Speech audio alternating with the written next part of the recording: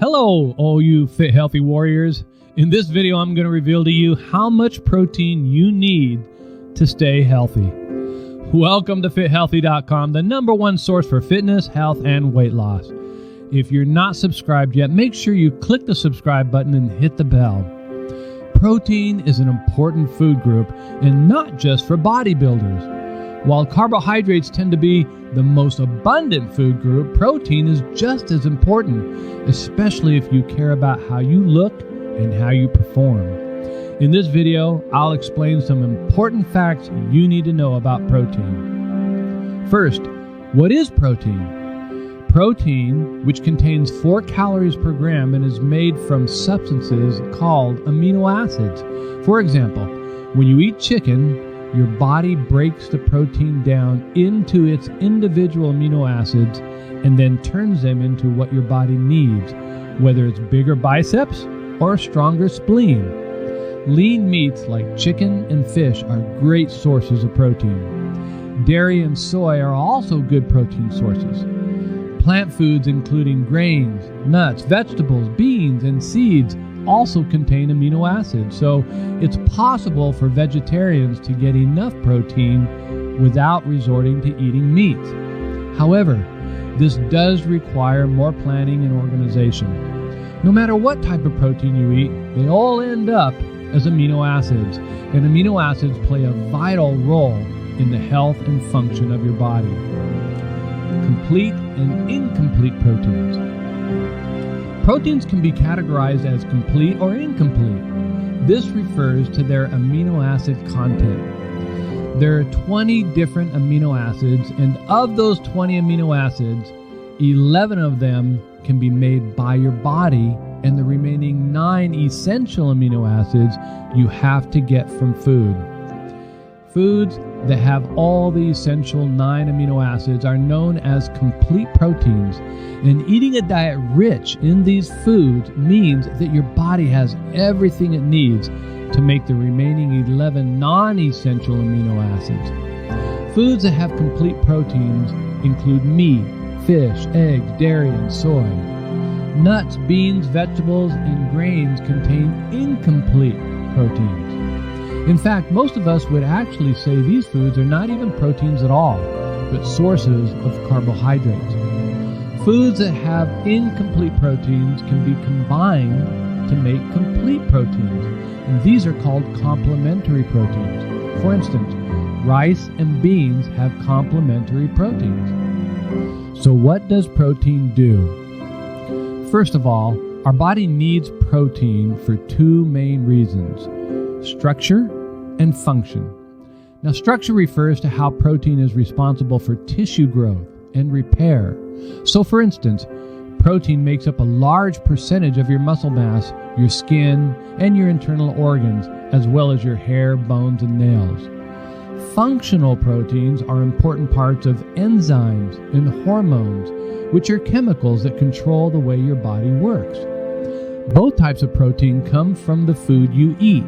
So, next time you are chowing down on a plate of eggs, remember that the amino acids in those eggs are not just making your muscles bigger and stronger, they're also ensuring your body runs as healthy and efficiently as possible.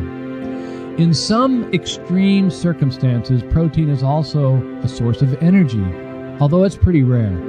Imagine you're on a long run, and despite having eaten plenty of carbs beforehand, you've been going for so long, you've fully depleted your glycogen stores.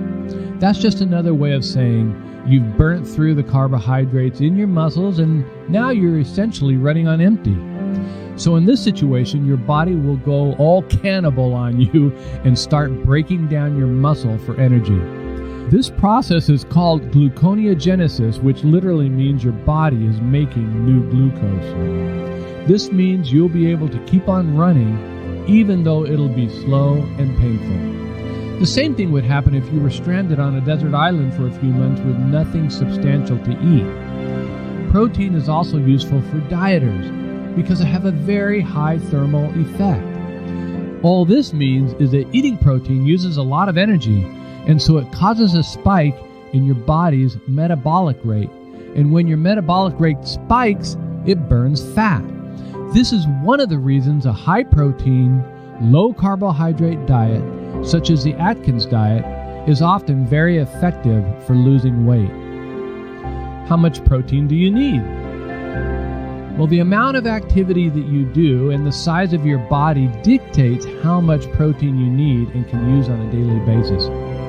Activities that break down a lot of muscle, like bodybuilding and weightlifting, need more protein, whereas activities that only break down a little bit of muscle, such as jogging or yoga, require much less protein. And sedentary people, or people who don't move too much during the day, require even less protein. But if you're trying to burn fat and lose weight, increasing your protein intake can help preserve muscle mass, which is often lost in periods of low-calorie dieting. What if I eat even more protein? Now, some exercises make the mistake of thinking that more protein automatically means bigger muscles. This is not really surprising when you consider the media hype that constantly surrounds protein supplements. If you didn't know any better, it would be easy to conclude that taking a protein supplement was essential for building muscle mass. While protein is very important for building muscles, consuming above and beyond what you actually need will not magically make your muscles bigger. In fact, when you eat too much protein, it will simply result in a caloric surplus, which will result in fat gain rather than increased muscle size.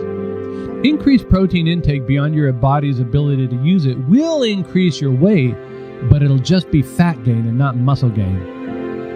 Conclusion. Protein is important, but it's not a magic bullet for muscle growth, and too much can simply end up as unwanted body fat. Make sure you get enough protein to fuel your daily needs, but don't think that more is automatically better, because that's not always the case. Fit Healthy Warriors, what favorite foods do you get your protein from, and how much protein do you eat a day? Let me know below. I'm curious.